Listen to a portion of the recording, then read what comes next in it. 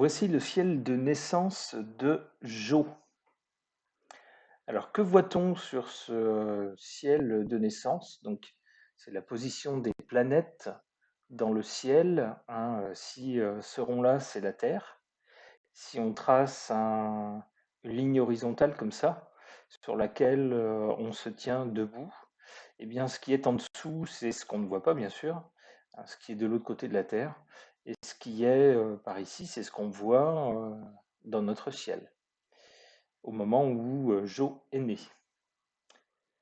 Alors, on voit que le soleil était complètement en dessous, c'est-à-dire qu'il faisait nuit quand Jo est né. C'est la première chose qu'on voit. Ça, c'est pour l'anecdote. Alors, on peut commencer à faire des statistiques et regarder, par exemple, tout ce qui est au-dessus de l'horizon, toutes les planètes qui se trouvent au-dessus de l'horizon, qui représenteront des choses visibles, apparentes dans la vie de Jo. Et au contraire, toutes les planètes qui se trouvent en dessous représenteront des choses qu'on ne verra pas forcément pour des personnes qui connaissent Jo dans la vie de tous les jours. Alors, eh bien, on voit que dans l'hémisphère nord, on a 1, 2, 3, 4, 5 planètes. Et dans l'hémisphère sud, ici, on a 1, 2, 3, 4, 5 planètes. Donc là, c'est très équilibré, hein. On a une part introvertie et une part extravertie. Tout ça est parfaitement équilibré. On peut regarder également, si on trace une ligne qui part du milieu du ciel, le point le plus haut, jusque vers le fond du ciel ici. On peut regarder ce qu'il y a à gauche et ce qu'il y a à droite comme planète. Ce qu'il y a à gauche, ça tend vers le moi, vers soi-même. Ce qu'il y a sur la droite, ça tend vers les autres. Alors ici, on voit qu'on a deux planètes à droite, vers le descendant. Et en revanche, on a 1, 2, 3, 4, 5, 6, 7, 8 planètes du côté de l'ascendant ici. Donc on devra avoir une personnalité qui n'attend pas les autres pour agir, mais qui sait prendre les choses en main, qui sait aller de l'avant, qui sait agir. Et agir en fonction de ses propres décisions. C'est le sens de cette répartition des planètes. Alors ensuite, eh bien, on peut également regarder de façon générale ce qu'on remarque, quels sont les points les plus marquants de ce thème. Alors on voit qu'il y a beaucoup d'aspects, hein. Autant parfois les thèmes sont très ramassés avec toutes les planètes sur quelques points, et peu d'aspects. Là, on voit qu'il y a beaucoup d'aspects. Alors, les aspects matérialisés par des lignes bleues sont des aspects de facilité, c'est-à-dire que les valeurs des deux planètes qui se trouvent en aspect se mêlent harmonieusement pour la personne. Alors, c'est toujours bien dans la vie parce que c'est quelque chose qui pose pas de problème mais qui en résout plutôt. En revanche, c'est pas un aspect dynamique. La personne n'évolue pas quand elle a ces aspects-là. À l'inverse, les aspects qui sont matérialisés par des lignes rouges sont des aspects par lesquels les deux planètes en aspect ont des énergies ou des valeurs qui ne se mêlent pas harmonieusement, voire qui peuvent créer des conditions difficiles dans lesquelles le sujet et la personne va devoir trouver des solutions ou agir pour se sortir d'une situation problématique. Alors évidemment, ça fait jamais plaisir d'avoir ce genre d'aspect, mais il faut se dire que c'est souvent grâce à ces aspects-là que les gens arrivent à transformer des choses, arrivent à vaincre des choses auxquelles elles ne se seraient pas attaquées autrement, et à passer. Alors, les fans de jeux vidéo vont comprendre, à passer au niveau 2, quoi, au niveau supérieur. Donc les traits rouges, si c'est pas des aspects faciles dans la vie, c'est en tout cas des aspects dynamiques. Quand on est obligé, enfin du moins ça oblige les gens à agir parce que ça les met dans des situations problématiques. Alors, donc là on voit qu'on a un petit peu des deux. On verra ensuite aspect par aspect. On verra ça plus tard. On va regarder déjà les choses les plus marquantes dans le thème. Alors, on voit là où vous avez des petits ronds, ici, ici et ici. Ça signifie que dans le ciel de naissance, les deux planètes, ou plus même parfois, ici c'est deux, mais dans le ciel de naissance, deux planètes semblaient tellement proches l'une de l'autre que leur valeur arrive sur le sujet complètement emmêlée, indissociable l'une de l'autre. Alors ça peut être bien, ça peut être pas bien, ça dépend comment c'est vécu après, et ça dépend aussi du signe dans lequel sont les planètes. Ici on verra, par exemple ici on a la Lune qui est très très proche de l'ascendant, on va dire que la Lune est conjointe à l'ascendant, et on a un peu plus loin Neptune ici qui est, c'est pareil, à 2 degrés de l'ascendant, donc on peut dire que Neptune est conjoint à l'ascendant aussi. Donc là, on a une double conjonction. Ici, on a Pluton et Saturne qui sont conjoints et les deux planètes sont dans le signe du Lion. Donc on verra tout à l'heure. Et ici, on a une autre conjonction. On a le Soleil et Mercure qui sont, alors là, c'est vraiment une conjonction exacte. Mercure et le Soleil sont tous les deux à 11 degrés du Capricorne. Donc là, les influx des deux planètes arrivent vraiment de façon complètement entremêlée pour la personne. Alors, pour ceux qui s'y connaissent peut-être moins en astrologie, qu'est-ce que ça signifie, toutes ces planètes, et qu'est-ce qu'on peut en tirer? Eh bien, on regarde où se trouvent les planètes dans chaque signe. Vous voyez, chaque signe ici est représenté par un symbole. Vous voyez qu'il y a des signes qui ont la même couleur, c'est parce qu'ils sont de la même famille de signes. Ici, par exemple, en rouge, on a les signes de feu, Bélier, Lion, Sagittaire. Alors ça veut dire quoi, la même famille? Ben, ça veut dire que c'est des signes qui ont des façons de penser, d'agir, de réagir, ou une psychologie très très proche, ils ont un peu le même schéma, même si c'est pas tout à fait pareil. Donc ces signes-là, normalement, se comprennent assez naturellement, puisqu'ils retrouvent chez l'un et l'autre des comportements que eux connaissent chez eux.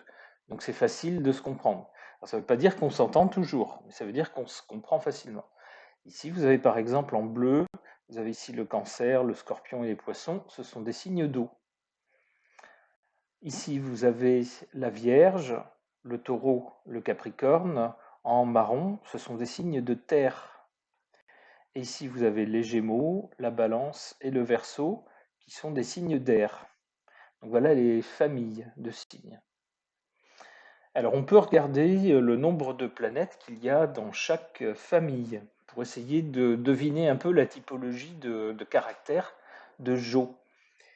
Et on voit que dans les signes de feu, en rouge, on va avoir quoi? On va avoir une planète ici, une planète ici, une planète ici. On a donc 3 planètes en signe de feu, qui sont des signes d'action. On va avoir après, dans les signes de terre, donc qui sont en marron, 1, 2, 3, et c'est tout. 3 planètes en signe de terre. Alors les signes de terre sont des signes de concrétisation, d'ancrage, de réalisation pratique. Ensuite, on va regarder dans les signes d'air, donc Gémeaux, Balance, Verseau. On a une planète ici. Alors 1, 2, 3, 4. Ici, on a 4 planètes dans les signes d'air. Alors les signes d'air, c'est des signes qui sont surtout caractérisés par l'échange entre les personnes, la sociabilité, les idées, entre autres.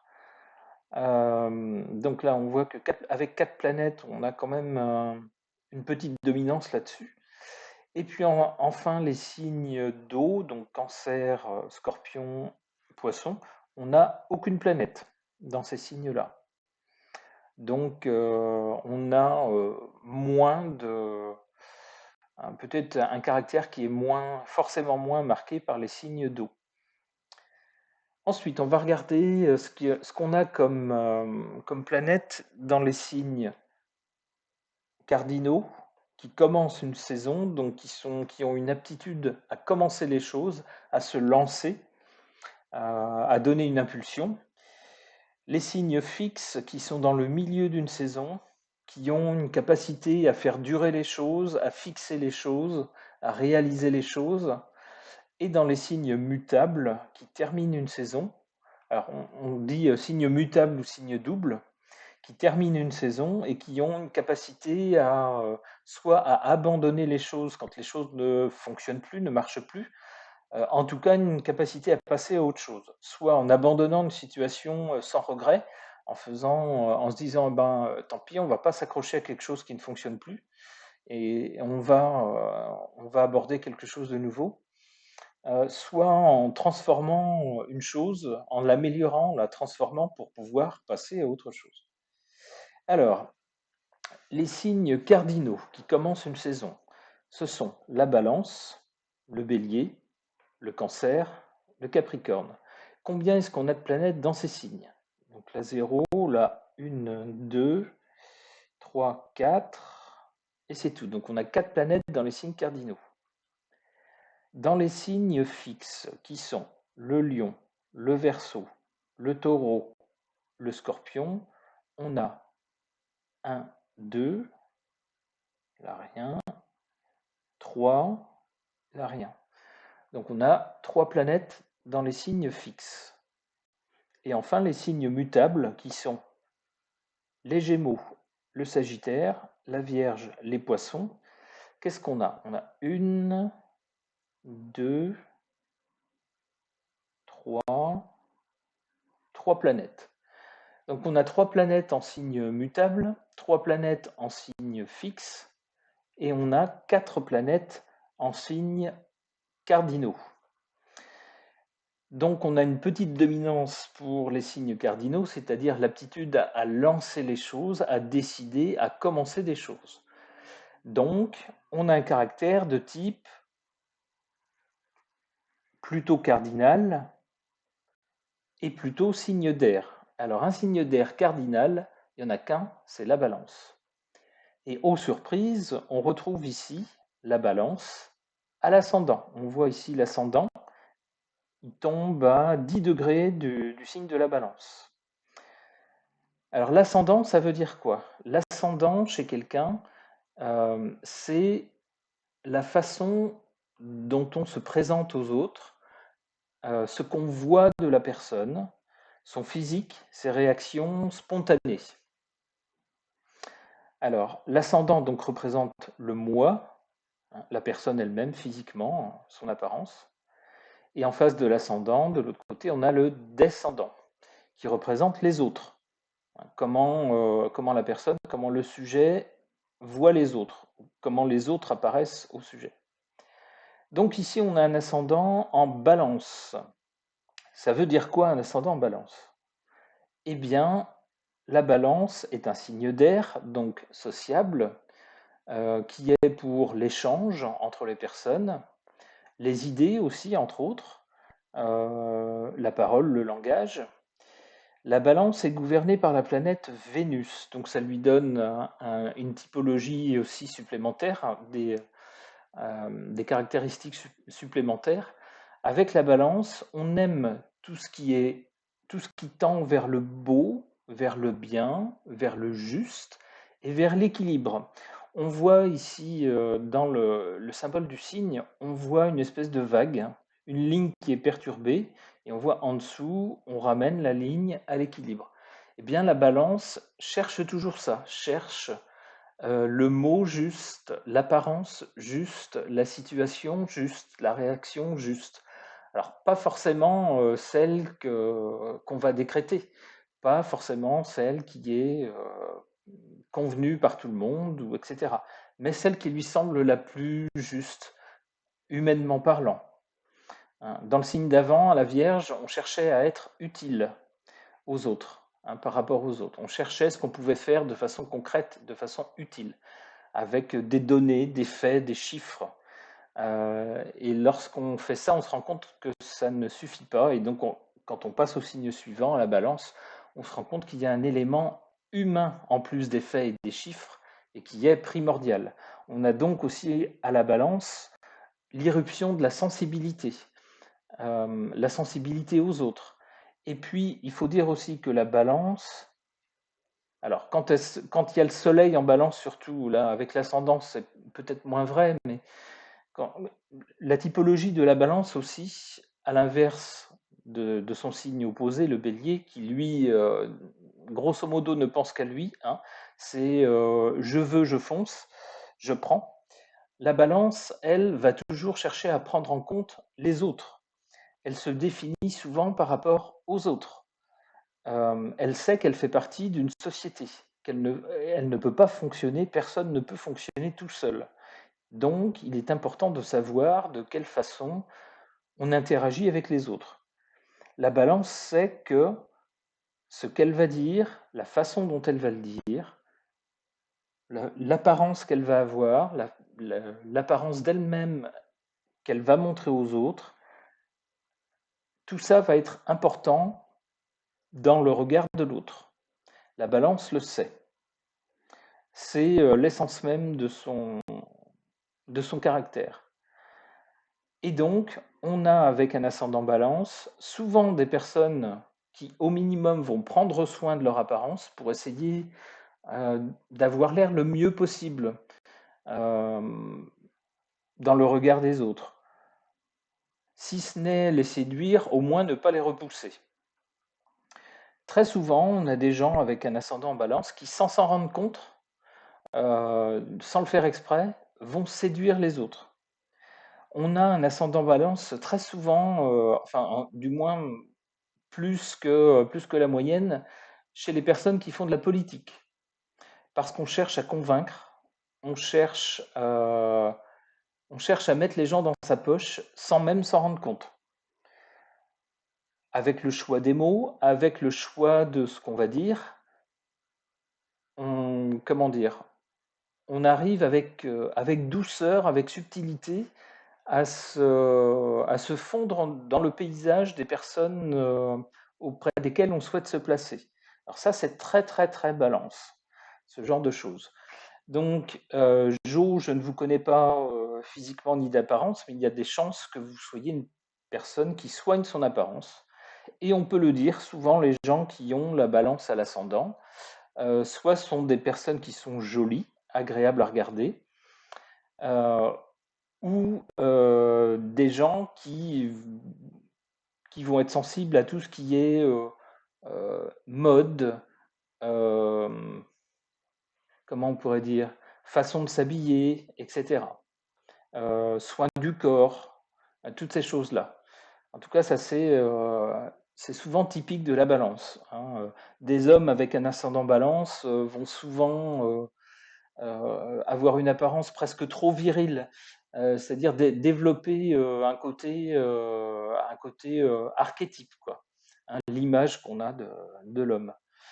Une femme avec un ascendant balance va souvent avoir un charme très féminin, justement. Donc voilà pour l'ascendant. Donc on a des gens qui souvent passent bien dans toutes sortes de contextes, toutes sortes de sociétés, parce que ce sont des gens qui savent d'instinct trouver le mot juste, le ton juste, la bonne chose à dire, sans avoir l'air trop prétentieux, sans être non plus trop familier, sans monopoliser la parole, mais sans non plus être transparent. Donc voilà pour l'ascendant en balance, qui en général est un ascendant qui aide bien. Alors après, il faut voir après le reste du thème. Ça, ce n'est que l'ascendant, que l'apparence. On voit autour de cet ascendant qu'il y a deux planètes très proches. On a la Lune ici et on a Neptune ici. La Lune, c'est quoi? La Lune, ça représente comment on se sent à l'intérieur de soi, ses états d'âme, sa sensibilité. Aussi la façon dont on s'insère dans un groupe, dans un environnement, auprès des autres, comment on ressent leurs humeurs, etc.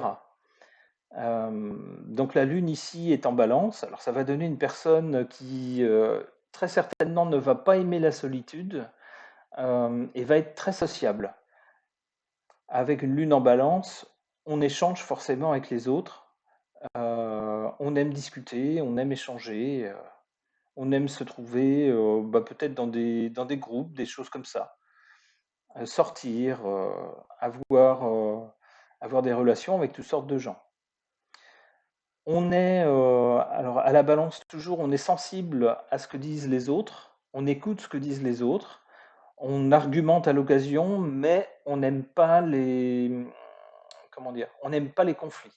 La balance en général n'aime pas du tout les conflits.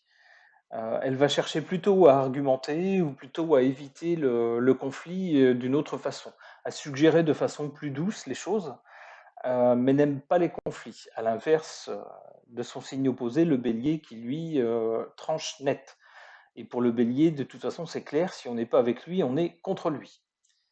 Eh ben la balance, non. La balance te dit, ben non, on vit dans une société où il y a toutes sortes de gens avec toutes sortes d'opinions, donc d'une façon ou d'une autre, il faut trouver un terrain d'entente. On n'est pas obligé de tous vivre non plus en se sautant au cou les uns les autres. Mais bon, on tolère des comportements ou des idées différentes des siens pour que les autres tolèrent les nôtres aussi. Et puis on n'est pas, après tout, on n'est pas obligé de fréquenter les gens qu'on n'aime pas. Donc la Lune en balance, et ici près de l'ascendant, normalement devrait donner un indice de popularité. Jo, vous devriez être facilement populaire et très bien passé auprès de toutes sortes de gens. On a ici Neptune. Neptune, c'est quoi? Eh ben, c'est un peu la même chose que la Lune, mais on dirait puissance 10, quoi. La Lune, c'est la façon dont une personne, comment dire, dissout sa personnalité dans tout ce qui l'entoure, dans une société, dans quelque chose de plus grand que lui. Ça peut être une foi envers quelque chose d'invisible et d'infini, et de se dire, je suis qu'un petit rouage, qu'un petit grain de sable dans quelque chose qui est beaucoup plus grand que moi. Ça peut être ça, hein, Neptune. Ça peut être aussi des idéologies. Avoir foi en une autre façon de vivre pour toute une société. Mais de toute façon, là où se trouve Neptune, on a tendance à dissoudre sa personnalité dans quelque chose de plus grand. Dans une foi donc, ou dans une société, se mettre au service des autres. Neptune, ça représente aussi une sensibilité, mais une sensibilité collective, générale, par rapport à quelque chose de beaucoup plus grand, par rapport à toute une génération. Euh, on est sensible à tout un tas de signes que d'autres ne voient pas, et qui sont des signes qui marquent eh ben, une société. Des mots, par exemple, qui vont revenir, une mode de certains mots ou de certaines expressions qui vont revenir pendant un moment, des attitudes, des façons de faire, la mode tout simplement aussi, hein. Ici, à l'ascendant, on a donc une personnalité qui va être marquée par une sensibilité à des choses inconscientes et collectives de la part des autres.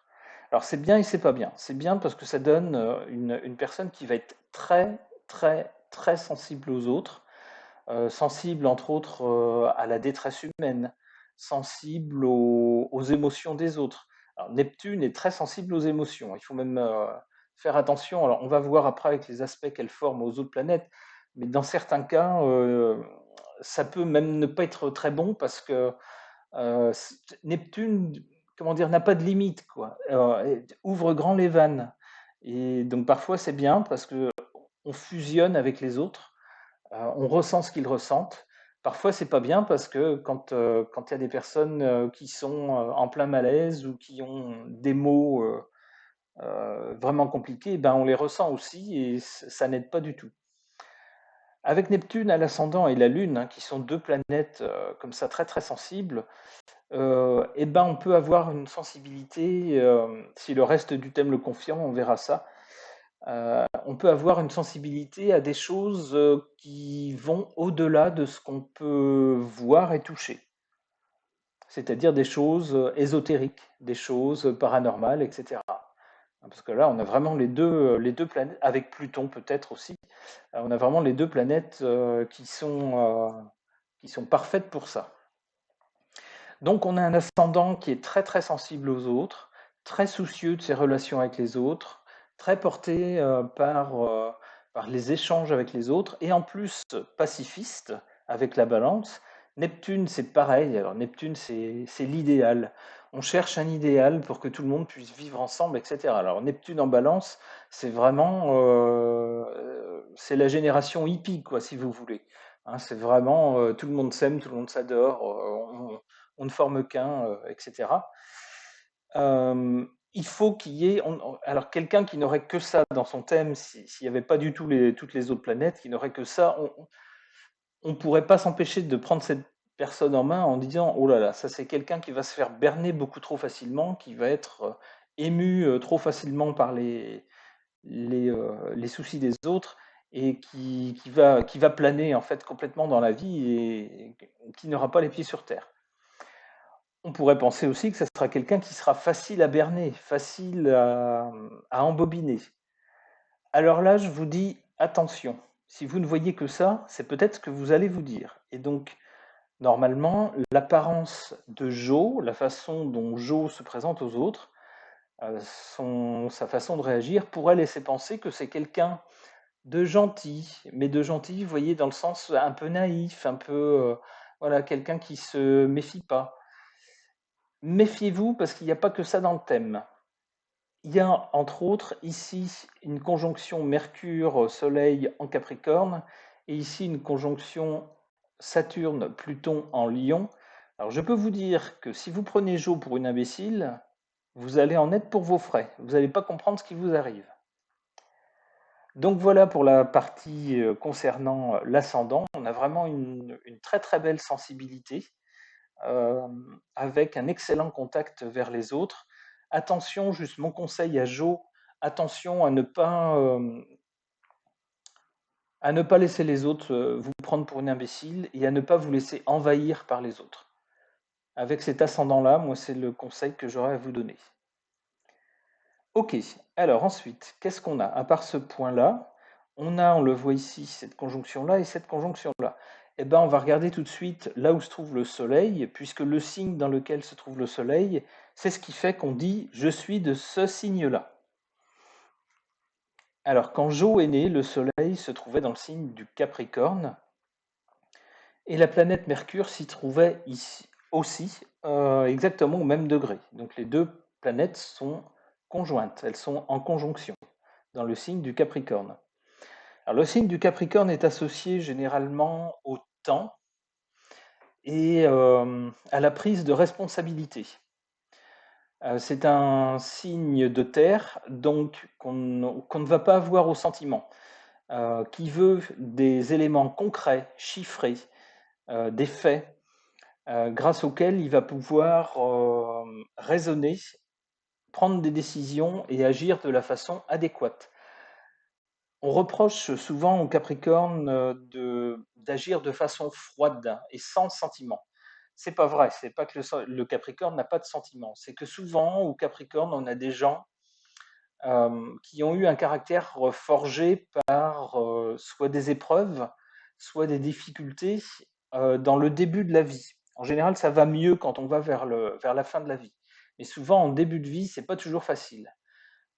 Et c'est des gens qui, en général, plutôt assez tôt dans leur vie, vont être mis dans des situations où ils sont forcés de prendre eux-mêmes leurs responsabilités, de faire face à des situations problématiques peut-être, et d'agir en n'ayant pas le droit de se tromper. Donc, ça forge un caractère déterminé qui ne se laisse pas avoir par des futilités ou par des choses un peu superficielles qu'on ne peut pas avoir comme ça. Ici, donc, on a le Soleil qui est dans ce signe-là. Ça veut dire que la tonalité générale de la personnalité est marquée par ce signe du Capricorne. On a donc quelqu'un qui, normalement, doit s'épanouir plutôt vers la deuxième partie de sa vie, ou plutôt en allant, en prenant de l'âge devrait normalement être moins angoissé qu'au début, moins inquiet, et se dire, ben, finalement, on y arrive quand même.